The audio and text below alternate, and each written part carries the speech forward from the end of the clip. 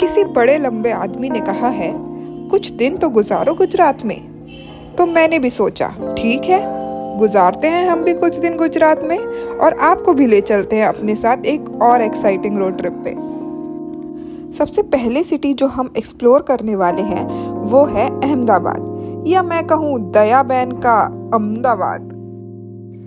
Delhi to Ahmedabad का total रास्ता है 985 kilometres, which would take around 16 to 17 hours. इसलिए हमने अपनी जर्नी स्टार्ट की अर्ली मॉर्निंग 5 बजे फ्रॉम दिल्ली, और सिंस हमारा टारगेट था सेम डे ही अहमदाबाद पहुंचने का, तो हमने हॉल्ट्स भी मिनिमम लिए इन बिटवीन ताकि रास्ता जल्दी कवर हो जाए। इसका रास्ता होके गुजरता है राजस्थान से, जिसमें अजमेर और उदयपुर क्रॉस करते हुए आप अहमदाबाद पहुंचते हो।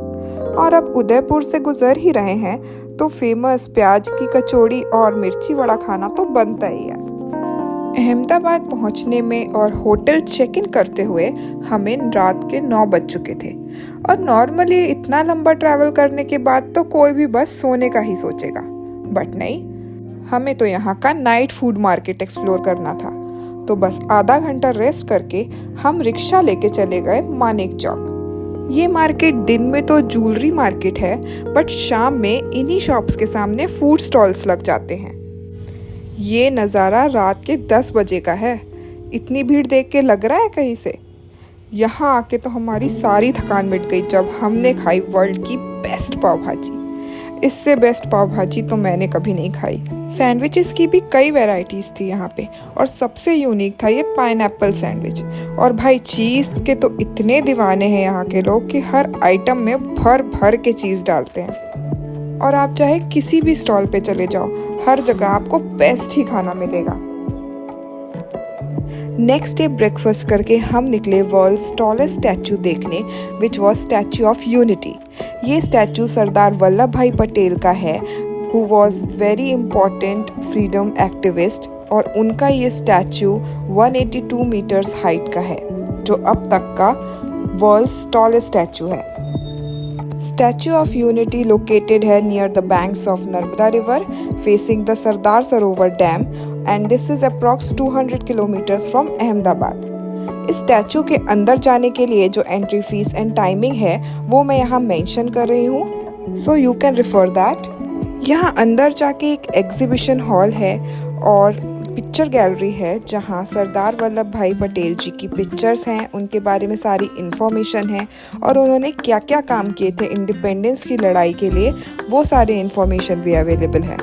Also there is an option to go to the top floor, which is the viewing gallery, जहाँ से पूरा पैनोरामिक व्यू दिखता है डैम का एंड सराउंडिंग एरियाज का।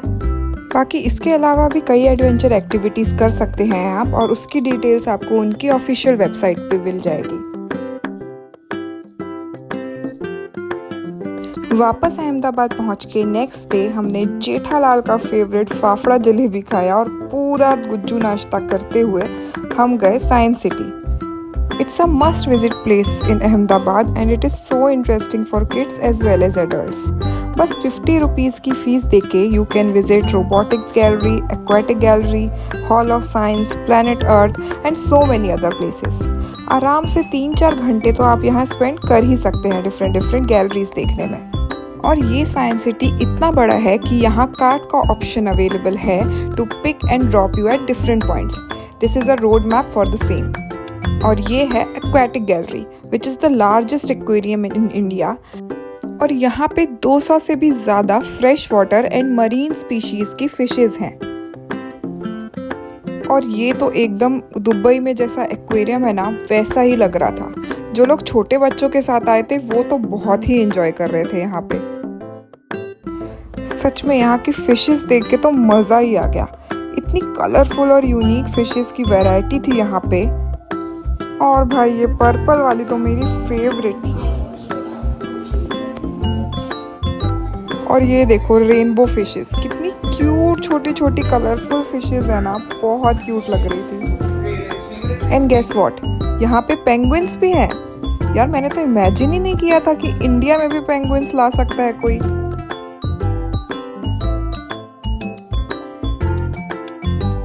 और ये बड़ा सा ट्रांसफॉर्मर एंट्री है रोबोटिक्स गैलरी की। यहाँ पे आपको वेलकम करने के लिए रोबोट आपको ग्रीट करता है और डांस करता है। इसे डांसिंग रोबो कहते हैं। यहाँ पे डिफरेंट सेक्शंस है जहाँ पे कहीं रोबोट्स गेम खेलते हैं और कहीं रेसलिंग करते हैं। इस गैलरी में यहाँ के वर्कर्स आपको हर एक सेक्शन का कंप्लीट टूर भी देते हैं, जिससे ये टूर और भी इंटरेस्टिंग हो जाता है। और इवन यहाँ पे रोबो कैफ़े भी है, जहाँ की स्पेशलिटी ये है कि यहाँ एक रोबोट आपका ऑर्डर टेबल पे लेके आता है और ऑर्डर देने के बाद अपने आप वापस चला जाता है। ऑल्दो इस कैफ़े में ज़्यादा ऑप्शंस नहीं है खाने के एंड फूड भी ओके था, but just for this experience you can come hair.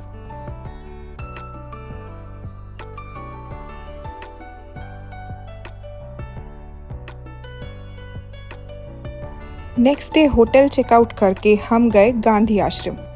और सिंस ये साबरमती रिवर के किनारे लोकेटेड है, इसलिए इसे साबरमती आश्रम भी कहते हैं। It was founded in 1917 by Mahatma Gandhi and this was the base for the Indian independence movement. ये करेंटली एक ट्रस्ट के थ्रू रन किया जा रहा है और यहाँ पे उनकी बिलोंगिंग्स, पिक्चर्स एंड काफ़ी आर्टिफैक्ट्स भी रखे हुए हैं। उसके बाद कुछ देर साबरमती रिवर फ्रंट में स्पेंड किया। काफ़ी अच्छा बड़ा सा पार्क बना रखा है यहाँ पे और आराम से रिवर को देखते हुए यहाँ अपना लेजर टाइम स्पेंड कर सकते हैं। और नाइट में तो ये और भी अच्छा दिखता है।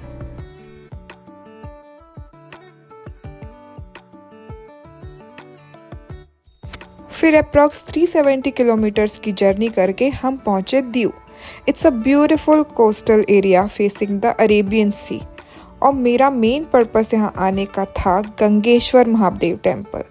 इसकी इतनी रील्स देखी थी मैंने कि बस मुझे तो यहाँ आना ही था। यहाँ एक केव के अंदर 5 शिवलिंग हैं, क्योंकि ये पांडवों के द्वारा स्थापित किए गए थे। यहाँ समंदर की लहरें आके शिवलिंग को छूते हुए जाती हैं। ये शिवलिंग सिर्फ लो टाइड्स के वक्त ही विजिबल रहता है और हाई टाइड्स में तो ये पूरा सबमर्ज हो जाता है। और यहाँ से अरेबियन सी का तो इतना प्यारा व्यू दिखता है that it's so worth coming here. उसके बाद हम गए Diu fort, which is a Portuguese build fort. It was build by sultan of Gujarat Shah Bahadur and Portuguese to protect their trade routes. Arabian sea shore में बना ये फोर्ट बहुत ही ब्यूटीफुल आर्किटेक्चर है विद बिग स्टोन वॉल्स। और यहाँ पे काफ़ी पुराने कैनन्स भी रखे हुए हैं and also has a lighthouse. Entry to the fort is absolutely free, but if you want to visit the lighthouse then it's just 5 rupees per person. इस फोर्ट के अंदर एक चर्च भी है, वो भी आप विजिट कर सकते हैं। उसी के पास है INS khukri memorial. This memorial is dedicated to the Indian Navy ship INS Khukri, which sank during the 1971 Indo-Pakistan War. ये मेमोरियल उन क्रू मेंबर्स की ब्रेवरी एंड सेक्रीफाइसेस को ऑनर करता है जिन्होंने इस वॉर में अपनी जान गंवाई थी। उसके बाद अप्रॉक्स 2 आवर्स की जर्नी करके हम पहुंचे सोमनाथ। ये भगवान शिव के 12 ज्योतिर्लिंग में से एक है।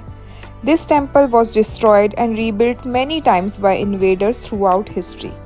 ये मंदिर अंदर और बाहर से इतना खूबसूरत है और शिव जी के दर्शन करते ही जैसे आप बाहर निकलते हो तो सी का इतना प्यारा व्यू दिखता है that it makes it the most unique temple.